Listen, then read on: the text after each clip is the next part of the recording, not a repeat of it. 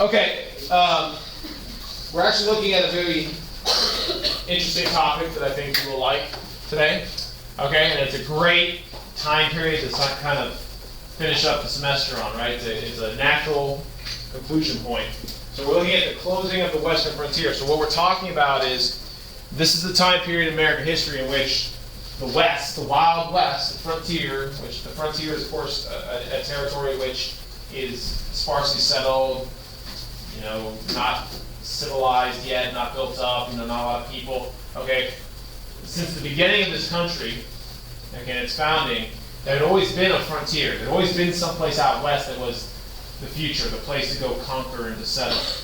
Okay, but by the close of the 19th century, what we find is by 1890, that's actually the year, and that's actually the year you'll eventually want to know.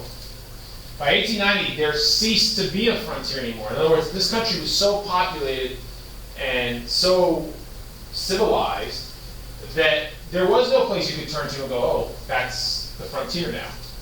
Okay?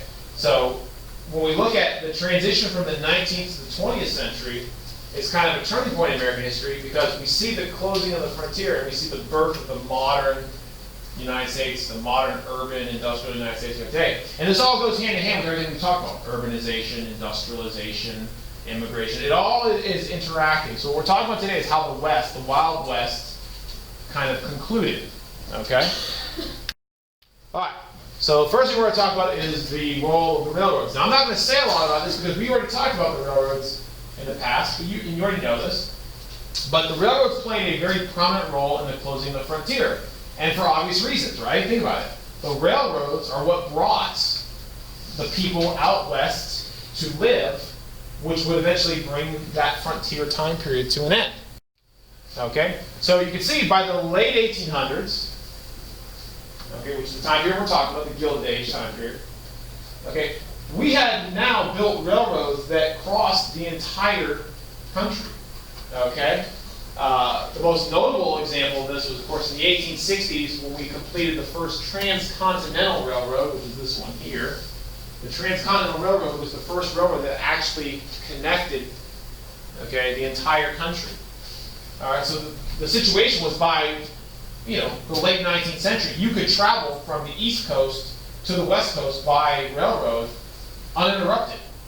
And that may seem like a minor thing to you, but you have to understand, at the time period, that was unbelievable. I mean, the creation of the Transcontinental Railroad at the time was considered to be one of the greatest engineering feats in the history of the world to do something like that. And of course, you know, the amount of time it saved to move. I mean, remember we talked about, when we talked about going out west and Manifest Destiny, people used to go out west in covered wagons. And it was a journey of 3 months. And there was no guarantee that you even survived the journey. You know, we talked about the dangers of, you know, wild animals. You had hostile Native American groups. You had the elements. You had the Rocky Mountains, which was a death sentence if you didn't get past them by winter. Now you could cross the country in a matter of a week, safely. So things were changing very rapidly. Okay, and as I mentioned, you know, the creation of the Transcontinental Railroad was considered to be, you know, a pivotal point in the development of the railroads, okay, and of course the populating of the West. So this, here you look at this picture. This is actually where they actually completed the railroad in Utah. Okay, you can see they're celebrating. You have the two locomotives facing each other. The two railroads. They started one on the east, they built west, and started one on the west, they built east, and eventually they met in the middle. And they had, of course, this celebration when they completed, because it was such a big deal. Okay, now of course, not everything about the railroad was good for everyone and everything. For example, the railroads not only brought more people out west, but of course they also hastened the destruction of our wildlife and our nature, because as more and more people went out west, we saw increasing numbers of people began hunting the buffalo, wild buffalo for sport. Of course, the buffalo in the Great Plains, which was numbered in the millions, by the late 19th century had been so hunted to such low numbers that they were almost on the verge of extinction. And of course, this posed a distinct threat to the way of life of the Plains Indians who relied upon the buffalo in their way of life. We'll be talking more about them later. So while the railroad did do a lot of great things, it also had a lot of issues when it came to the environment and the various species that live down in the Great Plains, because many of them were destroyed as a result. Now, we talked about why people went out west. It wasn't just the railroads. The railroads were just the means by which people were conveyed out there. Although the people who worked on the railroads and built the railroads also were brought out west for that. And of course, most of the people who were doing the railroad building, we've talked about this in the past, were immigrants. Irish immigrants went out west. The Chinese immigrants on the west coast also worked on the railroads. Okay, but they also brought the people west. But there was another reason why people also went out, and that was, of course, the mining frontier. Okay, many people, of course, went out west during the era of Manifest Destiny, which we already talked about, of course, to mine or to prospect for gold and silver. Okay, so, we go, this is a lot of review, which is good for your midterm, is, you talk about the gold rush of 1849, which brought, tons and tons of people out west looking for their fortune. Okay, and of course, the search for gold and silver didn't just bring out Americans, it also brought in immigrants. Many of the people who came to this country during the late 19th century from other countries came because they also were trying to strike it rich. Okay? And the West was a very diverse place because of that. So when you look at this map here, you can see most of our mining frontiers, most of the areas on the frontier where there was a lot of mining going on, okay, we're out west, and you look at places like California, Nevada, up in South Dakota, okay, you got silver and gold, coal, iron ore mining. So the natural resources of these regions also what brought people out. So the railroads were bringing people out, the allure of mining was bringing people out, and slowly but surely what we're working at here is more and more people are moving out to this region, and ultimately it is going to cease being a frontier here very shortly. Now, one of the things that the West was most well known for, the frontier was most well known for, was the availability of land. And of course, the availability of land created opportunities when it came to farming, okay, and also raising livestock. So when we look at the West and the frontier, we also see the development of a cattle frontier, which was a territory in which people could raise livestock. And they were very important in the development of the West and our concept of what the West is today. Okay, so when we look at land use, this map breaks it down by what kind of farming was going on there. And you'll notice when we look out at the frontier, and the frontier was mostly this territory here that spanned from anywhere from Oklahoma all the way up to California. Okay. A lot of it, if you look at that, was being used for raising cattle. Okay? Now, most of the cattle was being raised down here in the south in the region of what is Texas, right? Okay? That's why you have even today, a lot of cattle are grown in Texas and the whole Texas Longhorn steer and all that stuff. Okay? But the railroads were also responsible for this as well. The fact that the railroads now meant you could rapidly transition goods all over the country meant that cattle could be raised in large numbers out west or in the south. And then they could be moved to market, slaughtered, put on railway cars, and then of course shipped out over the country. Okay, so now we're actually seeing an interaction between the railroads and traditional agriculture and livestock rearing. Now, back in those days, the method that most people used for raising cattle that existed for a brief period of time, the one that is still most famous today, okay, involved raising cattle in places like Texas, which was the number one place where we saw the cattle being raised. The cattle would be allowed to graze, get big and fat, and then once it was time to take that cattle to market, the cattle would then be driven, okay, over trails from Texas north to cities that had major railway terminals where the cattle could be then butchered and then sent out all over the country via the railroads.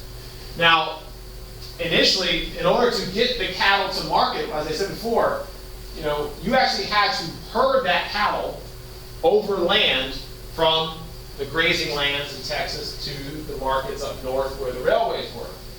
Okay, this was of course a very difficult task. So the people who were responsible for doing this were known as cowboys.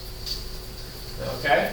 Now, a lot of movies and books and television have been, focused on the American cowboy, but a lot of that is largely fiction.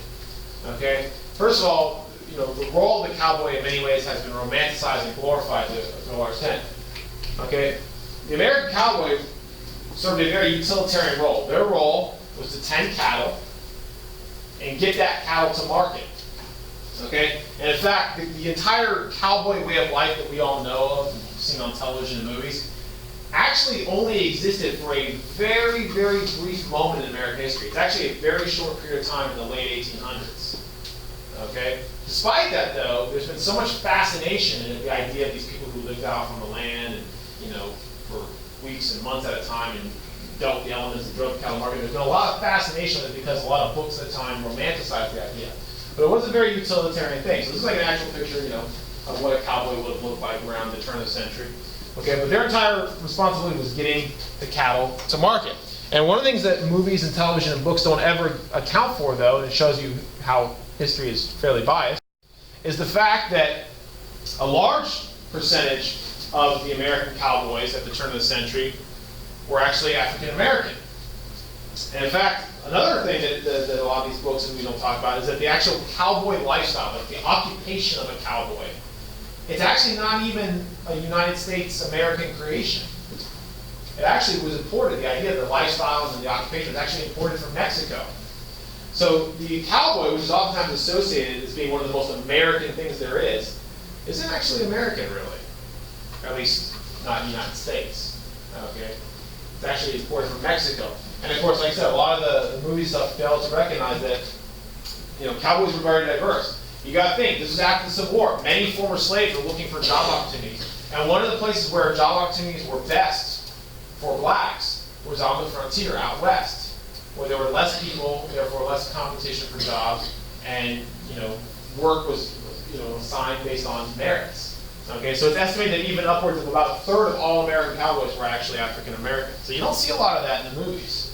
Okay, that is the actual reality of the situation. But of course, the movies also glorify cowboys and they make them look like they're always getting in gunfights, and that was their.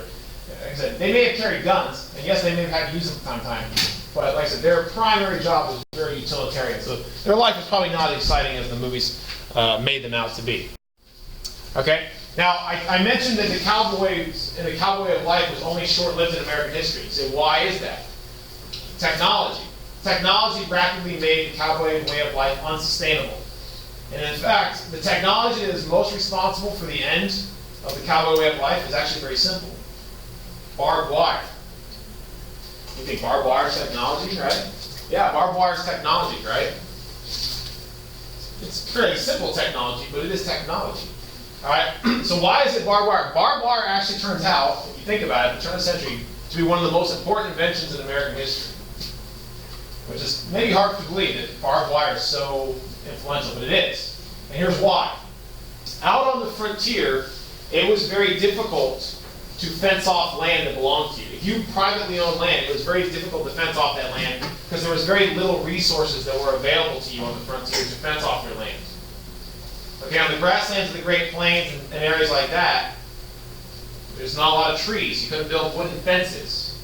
There wasn't a lot of stones. You couldn't build stone walls.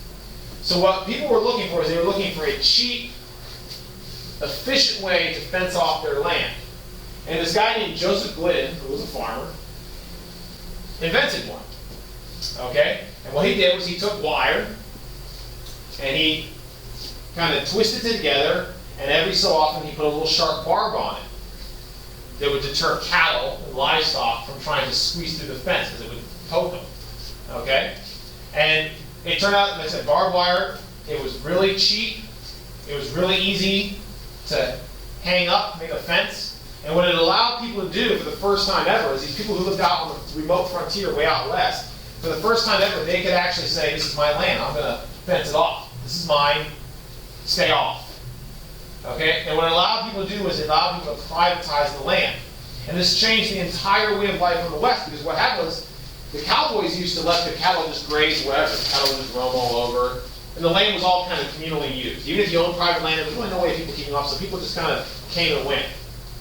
And then when it's time, you drive the cattle market over land, and you just cross over people's land, and you go to market. And that's but now that land was becoming partitioned off and fenced off, there was no open range. The open range was the idea that the land was just this open area for everyone to kind of take advantage of. Okay, privatization of land and barbed wire made the open range system, the system of communal use of land, come to an end. And it didn't end peacefully. This was a transition period. Anytime you transition from one status quo to another, people don't usually take it very well. People don't like change. And there was violence associated with this. As a result, I love this picture because it actually has the barbed wire in it. The barbed wire is part of why this became conflict. I'm not blaming barbed wire for the violence that happened, but barbed wire was necessary for this to happen. People resisted this. What ended up happening was mostly cattle ranchers. This is a pretty interesting time in American history if you ever want to read about it. Cattle ranchers would fence off their land and say, this is my land. Now inevitably, when you fence off land, you're also fencing off natural resources like watering holes and streams, which people for years had become accustomed to using, and now they couldn't access them. So as people began to encroach on people's private property, violence would erupt. And we had a series of what were called the range wars. The range wars were a series of conflicts fought between rival ranchers or cattle ranchers and sheepers. Usually it was fought between cattle ranchers and sheepers. The cattle ranchers would partition off the land. They didn't like the sheepers who just kind of coming through their territory. So actual violence was fought over who owned the land. And what we saw was the range wars marked the end of the open range system. The open range is the idea that the land was just out there, everyone could use it. Because of barbed wire, and because of the privatization of land, the open range now, by the turn of the century, ceased to exist. And without an open range, there was no need for cowboys anymore. And of course, with the development of the railroads, now you didn't even have to herd the cattle over land anymore. Now, as railroads developed more and more, you could simply just put the cattle on a cattle car, hence the name cattle car, and ship them to market.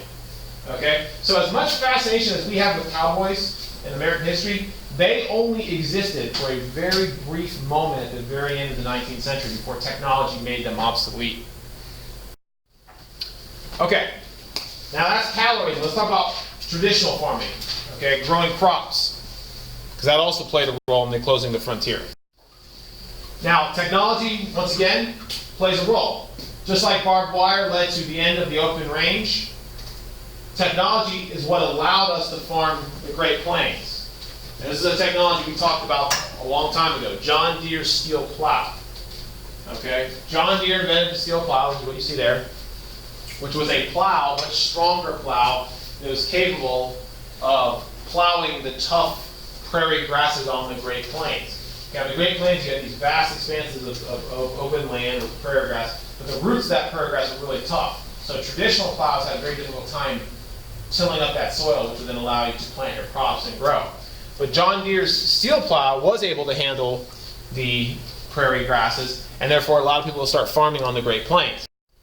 Okay? Now, how did we get people to go out there? Now, this is also very important. This is one of the more important laws passed during this time period.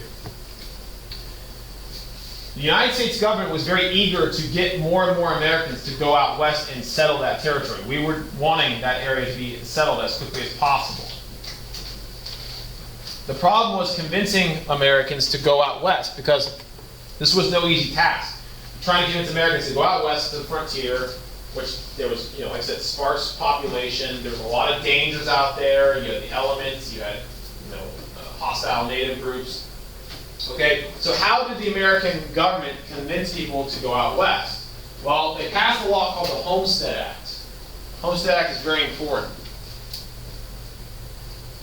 So you want to know this. All right, the Homestead Act was a law. It was passed during the Civil War by the North. They gave away free land. Just gave it away. You want people to go somewhere? Offer free land. It'll get people to come. All right, now there was a catch though. It wasn't just you got free land, that was it. No, there was a catch to it. The catch was the federal government would give you 160 acres of free land out on the frontier, out in the Great Plains. Which is a pretty good chunk of land, right? 160 acres, that's pretty good.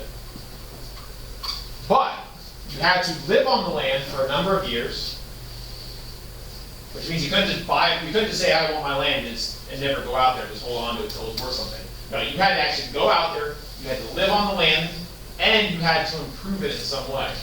Now, how do you improve the land? Well, you got to do something with it that makes it more valuable. You got to farm it. You got to build a home on it. You got to irrigate it. You got to do something with it. So 160 acres of free land was available to any American who would go out on the frontier, live, and improve the land. It's a good deal. And a lot of Americans jumped at the chance because free land meant free opportunity. And remember, people in Europe were leaving because there was no land, there was no opportunity. They were coming to America for just this kind of thing. All right. However, the deal was a little bit too good to to be true. While many thousands of Americans took up the deal and with the Homestead Act and when became homesteaders, as they were called, you can look at the graph and see how they kind of grew over time. Okay? The fact is, the frontier was a lot more challenging place than anyone had ever anticipated. Okay? Life on the plains was hard. Real hard. How hard? Well, it was so hard that about 50% of the people who homesteaded and went out west failed and had to actually give up and come back home. Okay, so about half of the people who were homesteaders ended up having to give up the land and were unable to actually eventually claim it for themselves because they could not succeed on the frontier because life was just too hard out there. So why was life on the frontier so hard? Well, I mean, look at this picture here. It gives you a little bit of an idea. First of all, isolation. You were out there in the middle of nowhere. You might not have a neighbor around for, miles. Okay, so living in isolation was very difficult for people. Okay, there was also the elements. Out in the Great Plains, windstorms were very common. You would have brush fires, tornadoes were very dangerous. Okay, very harsh elements. Okay, you had the threat of hostile native groups. Okay, there were hostile Native American groups out there who were hostile towards the idea of white settlers encroaching upon their land. Okay, and just the fact of growing crops out in the Great Plains is not easy. There's very little rainfall on the Great Plains. So even though 160 acres seems like a lot of land, it actually turned out not to be enough land to actually turn a profit with the crops that would actually grow out there. Okay, so to give you an idea, look at this picture here. This guy's house is actually typical of the average homesteaders. Now, if you look at it closely, it might look a little odd to you. Okay? Now, there was a lot of building supplies out on the plains. No trees, no stones, no log cabins. So you built your house out of whatever you had. What did you have a lot of? Dirt. Sod. You built your house out of dirt. That's a soddy, they call it. They call it a soddy because they built the house out of sod. So that's a dirt house. Okay? Which seems terrible. Turns out they were actually really good. They were very well insulated. They were strong against the elements. But obviously, like I said, very tough existence. So this is why half of Americans who homesteaded ended up failing. Because life on the plains was very difficult. The isolation, everything about it was very tough. But the good news is if you did it, okay, if you did it and you succeeded, the land was yours. And it wasn't like you were a sharecropper. All the crops you could grow, it was all your profit. It was all yours. So if you did it, I mean, it could benefit you in the long run, but for the time it was very difficult. Okay? And you can see it did draw a lot of people out. And what this map's showing you is it's showing you how settlement happened sparsely but continuously. So by 1870, everything you see in green was continuously settled. So this was the settled America in 1870. And then by 1880, you had a little bit more, the orange. And then by 1890, the red. Okay? Now here's the thing. Of course, there's still not a lot of continuous settlement throughout this whole area. You're saying, well, not everywhere settled. You're right. Even today, these are some of our least populated states. I don't know if you guys knew that. Okay? For example, Montana doesn't even have 1 million people living in it. Okay? I think they have 300,000, something like that. Okay? I mean, we got more than 300,000 people living in the Orlando area. They only have 300,000 in the whole state. So even today, these are some of our most sparsely populated states. But here's what I'm trying to get at. And this is one of the most important things you need to remember about today. By 1890, the U.S. Census, which is done every 10 years, revealed a fairly startling fact to many Americans. And what the U.S. Census in 1890 revealed was that by 1890, there was no discernible frontier anymore. In other words, there was no point in the United States where you could say, here's the line, where when you cross this line, you're now kind of getting out into the unconquered frontier. There's no wilderness, there's no Wild West anymore. So by 1890, the United States government pretty much declared that the frontier had ceased to exist. And that kind of blew a lot of people's minds, because if you think about it, there had always been a frontier since the beginnings of this country till now, 1890.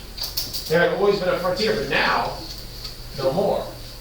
And that was kind of shocking to people, but it also shows you just how, the country was being settled. Now, I'm not going to talk about this, we're actually going to read this tomorrow.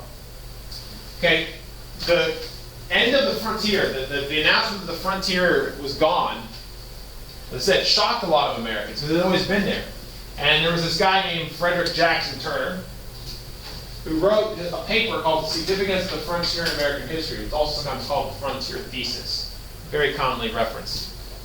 You would probably want to know that. But Turner argued that the frontier was one of the most significant things that had shaped our country's history.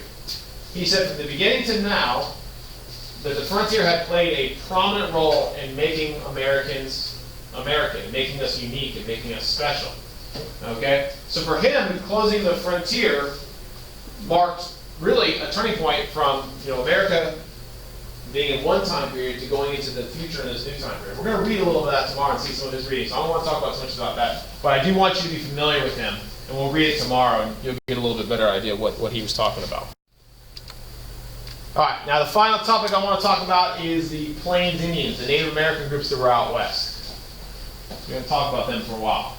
We have talked about Indians from time to time. Now, obviously, when we look at that frontier map, not every, that doesn't necessarily mean that no one was living out west of the frontier. Obviously, there were a lot of indigenous people living out there, and we need to, of course, address them. Now, up to this point, okay, the policy of the United States when it came to the American Indians, since really the 1830s, have been one of forced relocation, okay, forced relocation onto what were called reservations. Okay, you guys remember Andrew Jackson, the Indian Removal Act.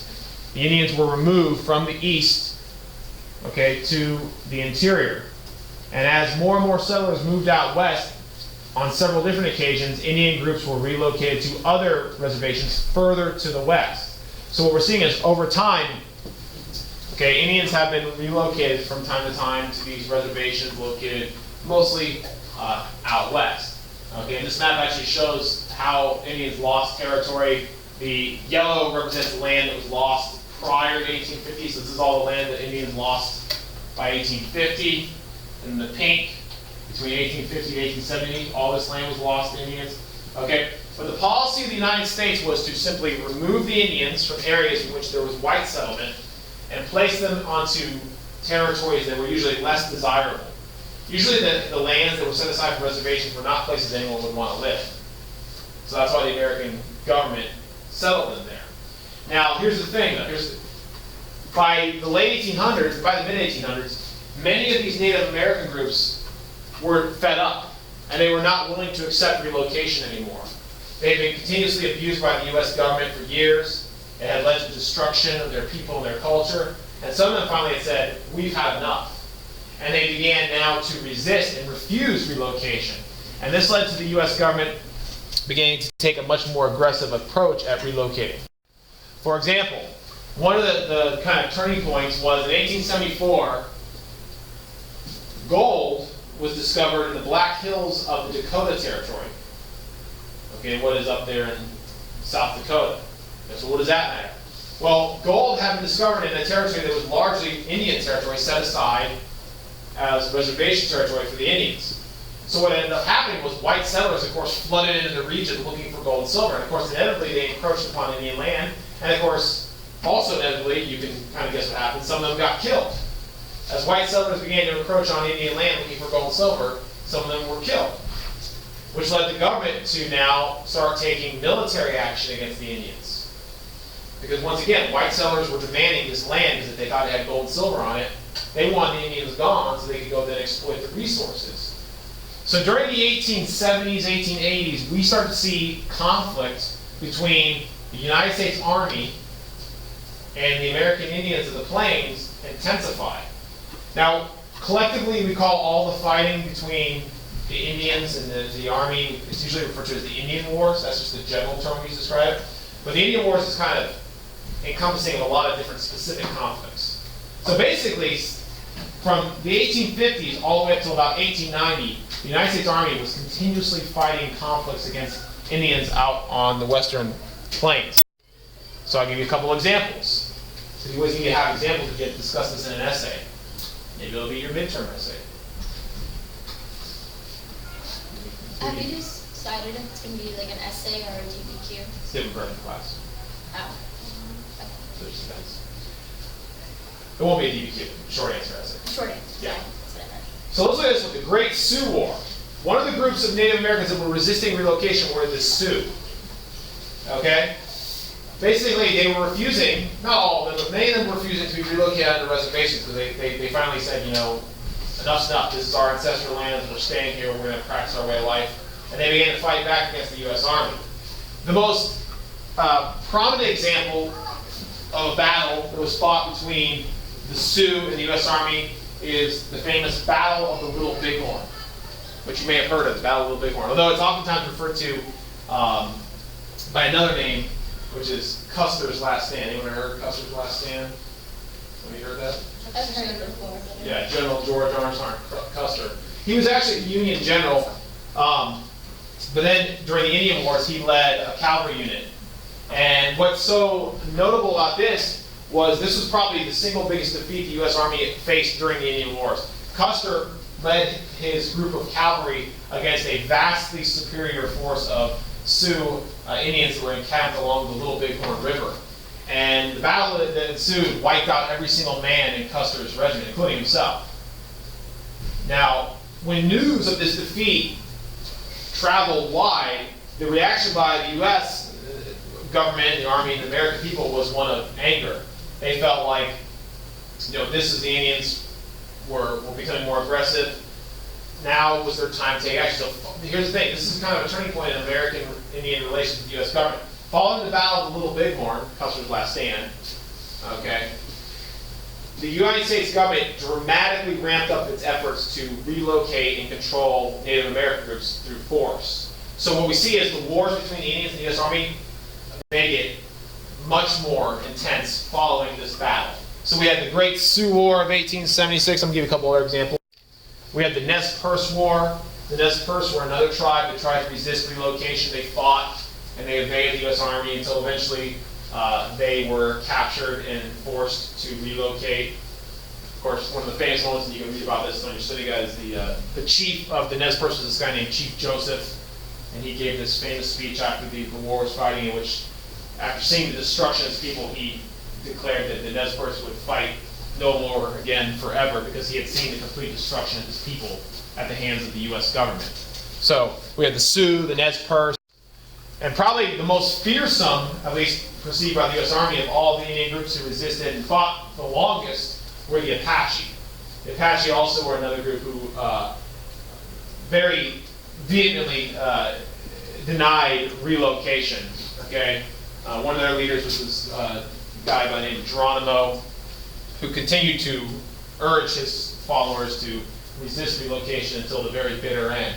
So this led to lots and lots of violence between the U.S. Army and these various Native Americans. But ultimately, all of them ended in defeat for the Indians. The Indians were outmatched, they were outnumbered, they were outgunned, and ultimately by 1890, all Native American groups had been forced to submit to government relocation and government policy.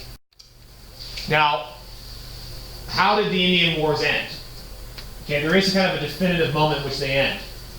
In 1890, there was a religious movement that was sweeping through the Native American community called the Ghost Dance.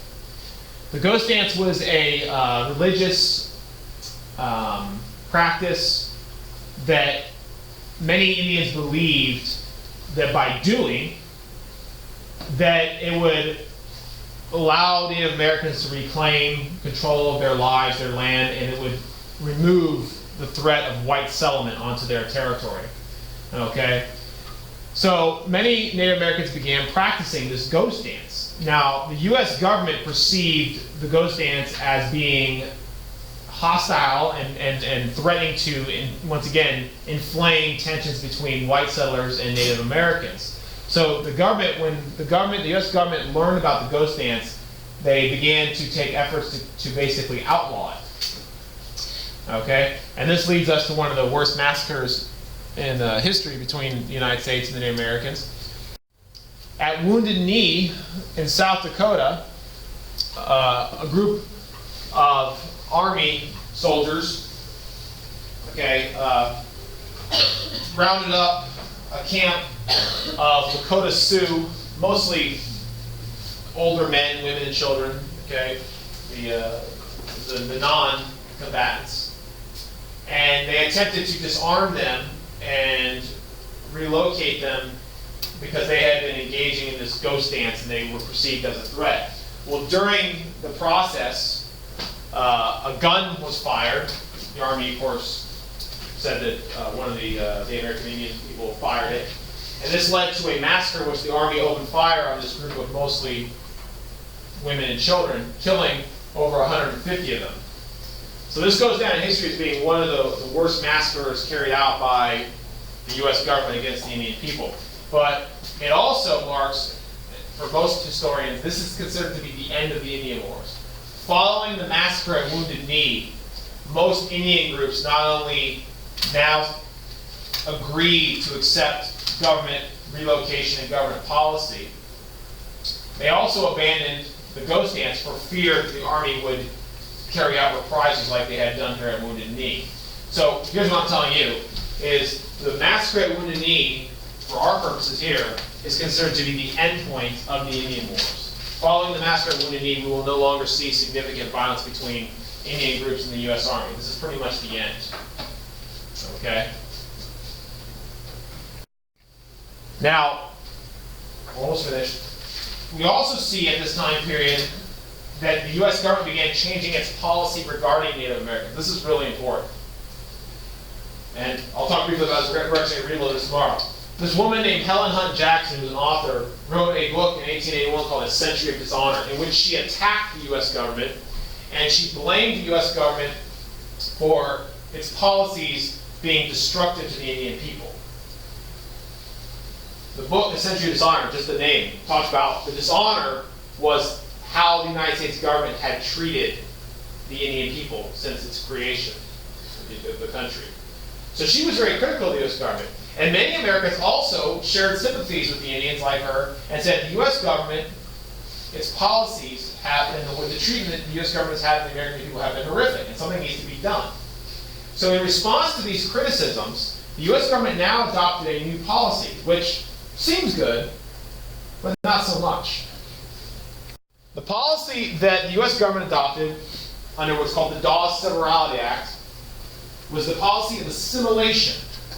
This is really important. Get this, okay? I want you to understand this. So what did assimilation policy do? What did the Dawes Act do? Well, here's what the Dawes Act did. This marker does not work. Under previous policy, the United States had attempted to relocate Indian groups onto tracts of land known as reservations, right?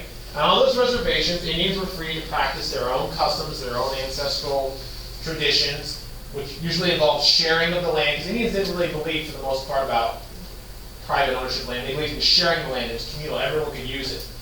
Okay? So on reservations, American Indians were free to do their own traditional customs, which worked out, for the most part. Now, the Dawes Act said, we're going to take the reservations, and what we're going to do is, instead of having everyone share the land, we're going to take the land like this, and we're going to break it up into little tiny pieces. And everyone is going to get every head of household, every male head of household, so every adult male Indian, will get a piece of land just for their own personal use, rather than sharing the land. Now, why did the government do this? The goal of this policy was to make the Indians assimilate into the American culture. The idea was what was best for Indians was for them to now start behaving like the rest of America behaves. Private ownership of land. Okay?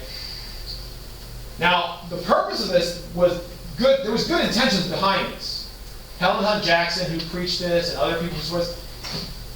The intentions behind this were to improve the situation for Indians. And people back then believed what was best for Indians was for them to quickly assimilate in American culture, rather than continuing on their own traditions. Okay? The problem was this policy was very much resented by the Indian people because it was very destructive to their culture. Rather than allowing them to practice their own culture as they choose on reservations, the assimilation policy said, no, your culture's wrong. You need to adopt this American culture as quickly as possible. So while the intent was good, it was ultimately very destructive to the Native American way of life. Okay, it really was an attempt to destroy their native culture and impose the American culture upon them. And they even created schools, and the Carlisle Indian schools, for example, these Indian schools are designed, like we talked about assimilation last week, to instruct Native American groups how best to assimilate into American culture. Okay? But this became the policy of the United States government going on in the future for at least the time being. All right, last slide. So ultimately, we saw, as a result of all the policies we talked about and all the stuff we talked about, we saw really the complete destruction of the Plains Indian way of life. By 1890, the Plains Indians had been really destroyed. And what was left, like I said, were just the remnants of once, much larger civilizations. So reasons why, I'm talking about most of these, the buffalo, which I talked about earlier, which had been crucial to the Plains Indian way of life, have been hunted to near extinction levels and been threatened by the involvement of the railroads. The reservation system had forced Indians from their ancestral lands, and when the Indians did not comply, the United States Army waged war against them. Which the war, bordered on genocidal in its tactics. And in addition to warfare on them directly, you also had a warfare on American Indian culture by efforts to assimilate them. Efforts to assimilate or to Christianize Indians have also been a form of cultural warfare that had also destroyed their culture. Now the question is, what is the end result of all this? I'll give you some statistics. Now today, we still have reservations because we did once again re-adopt the reservation policy, and we'll talk more about that later. But the end result is this statistic. Of all minority groups in America that are disadvantaged, the group that is the single most disadvantaged statistically are American Indians. Okay, when we look at levels of poverty, okay, and other measures of hardships, we find that American Indian communities have the highest levels of economic depression. Okay, and in addition, American Indians make up, of course, less than 1% of all Americans today. So you got to think, what had once been 100% of the people of this country now make up less than 1%. That 1% is the most disadvantaged racial group in the country today. More disadvantaged than any other minority group. So that is the legacy of all of these policies we talked about here. Okay?